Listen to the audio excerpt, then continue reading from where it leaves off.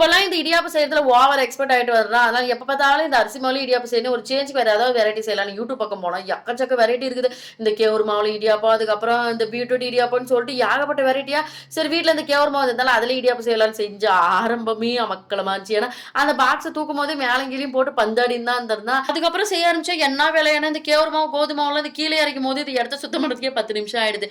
அதுவும் மாவு பிசையும் போது கரெக்டா தான் பிசைய மாதிரி இருந்துச்சு. ஆனா இது எடுத்து போடும்போது ஒரு மாதிரி கொல கொலன்னு கையில ஒட்டுற மாதிரி இருந்துச்சு. ஆனா இது இப்ப எக்ஸ்பெரிமெண்ட் தான் பண்ணிட்டு இருக்கேன். நல்லா வந்தா மட்டும் தான் நாளைக்கு காலையில வந்து பிரேக்ஃபாஸ்ட் செஞ்சு கொடுத்து பேர் வாங்கிக்கலாம்னு சொல்லிட்டு எல்லாத்தையும் ரெடி பண்ணிட்டு இருந்தேன்.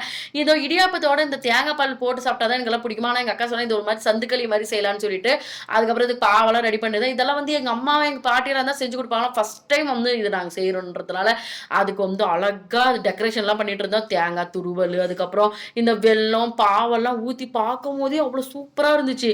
அதுக்கப்புறம் எனக்கு பிடிச்ச மாதிரி இந்த தேங்காய் பாலெல்லாம் ஊத்தி சாப்பிடும் போதே சூப்பரா இருந்துச்சு.